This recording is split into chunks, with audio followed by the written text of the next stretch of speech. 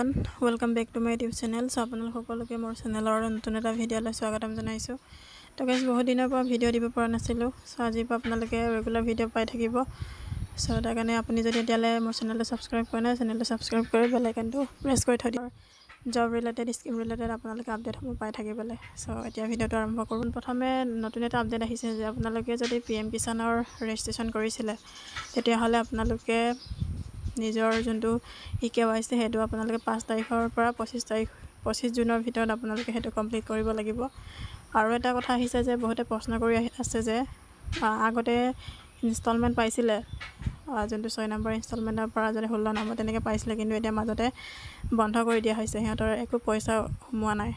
সেইটো এটা প্ৰব্লেম দেখা দিছে। আৰু এটা আহিছে যে কিছুমানে ভুল নথিপত্ৰ দি নিজৰ যোনটো PM কিষাণৰ কামসমূহ কৰি থৈছে। চ' সেইটো কাৰণে কিছুমানৰ সেইটো এতিয়া বহুতে KYC কৰিছে, তেতিয়া গোটেইকেইটা তথ্য ওলাই পৰিছে। চ' তাৰ কাৰণে চৰকাৰে সেইটো বন্ধ কৰি দিছে। আৰু এটা প্ৰব্লেম হৈছে যে যোনটো হাজবেণ্ডেও কৰিছে আৰু লগতে ৱাইফেও কৰিছে। চ' সেইটো এটা ডাঙৰ প্ৰব্লেম হৈছে।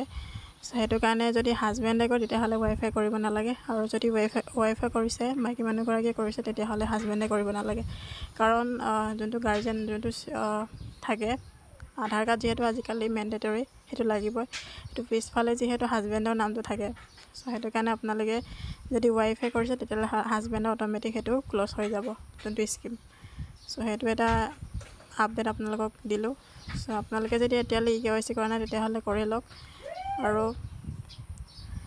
আপোনালোকে যদি সেইটো প্ৰব্লেমত ফচি আছে তেতিয়াহ'লে সেইটো আপোনালোকে KYCটো কৰি লওক। তেতিয়া আপোনালোকৰ গোটেই আপোনাৰ ডকুমেণ্টছ শুদ্ধ হৈছে নে নাই, কি হৈছে, সেইটো গোটেই ভেৰিফিকেশ্যন কৰিব। আৰু গোটেইকেইটা যদি য়েছ দেখায় ষ্টেটাছটো, তেতিয়াহ'লে আপোনালোকে এইটো মাহৰ লাষ্টত আপোনালোকৰ যোনটো কিস্তি, সেই কিস্তি 17 নম্বৰ কিস্তি সেইটো আপোনালোকে পাব। চ' নেক্সট আহিলে আপোনালোকে কিছুমানে বৃদ্ধ পেঞ্চন পায়ো সেইটো এপ্লাই কৰিছে। যোনটো কিছুমান অৰুণোদয় স্কিম থাকে, তেনেকৈ গোটেইকেইটা স্কিম পায়ো সিহঁতে PM কিষাণৰ কাৰণে এপ্লাই কৰিছে। সেইটো PM কিষাণটো এটা কৃষকক সাহাৰ্য দিয়া হয়। চ' তাৰ কাৰণে আপোনালোকে বৃদ্ধটো সেইটো কৃষি কৰ্ম কৰিব নোৱাৰে। চ' সেইকাৰণে সিহঁতক সেইটো পেঞ্চনটো দিয়া হৈছে। কিন্তু নেক্সট আকৌ সিহঁতে যদি সেই পেঞ্চনটো কৰিবলৈ যায়, যোনটো PM কিষাণ, সেইটো আপোনালোকৰ অট'মেটিক কেঞ্চেল হৈ যাব। এনেকৈ বহুতে সুধি আছে যে মোৰ তেনেকৈ কৰিছিলোঁ, আগতে পাইছিলোঁ, কিন্তু যেতিয়াৰ পৰা বৃদ্ধ পেঞ্চন পাইছোঁ সিহঁতে সেইটো কাটি দিয়া হৈছে। চ' সেইটো আপোনালোকে নকৰিব, সেইটো নকৰাই ভাল। তেতিয়া বৃদ্ধ পেঞ্চনো সেইটো পাই থাকিব। তো সেইটো PM কিষাণৰতো একো কৰাৰ দৰকাৰ নাই। চ' সেইটোৱে আছিলে আজি আপডেটকেইটা। আৰু আপোনালোকে যে এতিয়ালৈ KYC কৰা নাই সেইটো কৰি ল'ব। আৰু আপোনালোকে যদি যোনটো আপোনালোকৰ ষ্টেটাছটো আপোনালোকে ইয়াত চাব পাৰিব। Status of self registration farmer CSC farmer, সেইটো আপোনালোকে ইয়াত চেক কৰিব পাৰিব। আৰু ন' ইয়ৰ ষ্টেটাছ ইয়াত CSC কৰিব পাৰিব, লগতে ন' ইয়ৰ ষ্টেটাছ সেইটো কৰিব পাৰিব। নেক্সট আপোনালোকৰ বহুতে সুধি আছিলে যে এইটো চৰকাৰ যদি চেঞ্জ হোৱা হয় তেতিয়া সেইটো চেঞ্জ কৰি দিয়া হ'লহেঁতেন নেকি, তেনেকৈ বহুতে কৈছে। কিন্তু সেইটো নহয়, কাৰণ যিহেতু বিৰোধী পক্ষই কৈ আছিলে যে ইহঁততকৈ আমি বেছিকৈ সেইটো PM কিষাণৰ যোনটো কৃষকক সাহাৰ্য দিবলগীয়াটো সেইটো বেছিকৈ তাত 2 গুণ দিম বুলি কৈছিলে। চ' সেইটো কোনো এটা স্কিমেই বেলেগ চৰকাৰ আহিলেই যে সেইটো কৰিব, সেইটো নহয়। কাৰণ সিহঁতেও নিজৰ যোনটো জনসাধাৰণৰ কাৰণে গোটেই কামটো কৰিবলৈ চায়, সেইটো বেছিকৈ দিবলৈ চায়। চ' সেইকাৰণে আপোনালোকে সেইটো ভাবি নল'ব যে বেলেগ চৰকাৰ আহিলে তেনেকৈ হেনতেন হ'ব, নহয়।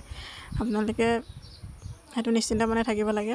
চ' এতিয়া যিহেতু চেঞ্জ হোৱা নাই, চ' এতিয়াতো তেনেকৈ থাকিব আৰু নতুন স্কিম আহি থাকিব। চ' আজিৰ আপডেটকেইটা ইমানেই আছিলে। ভিডিঅ'টো চাই কেনেকুৱা পালে, আপডেটকেইটা শুনি কেনেকুৱা পালে কমেণ্ট কৰি জনাব। আৰু আপোনালোকে যদি আপোনালোকৰ ষ্টেটাছ চাব বিচাৰে তেতিয়াহ'লে ন' ইয়ৰ ষ্টেটাছত যাব। ইয়াত আপোনালোকৰ আপোনালোকে যদি KYC কৰিছে তেতিয়াহ'লে আপোনালোকৰ ৰেজিষ্ট্ৰেশ্যন নম্বৰ এটা থাকিব। সেই ৰেজিষ্ট্ৰেশ্যন নম্বৰেদি আপোনালোকে ইয়াত চেক কৰিব পাৰে। আৰু আপোনালোকৰ যোনটো বেনিফিচিয়াৰী লিষ্ট ইয়াত গোটেই দিয়া আছে, ইয়াত আপোনালোকে চাব পাৰে।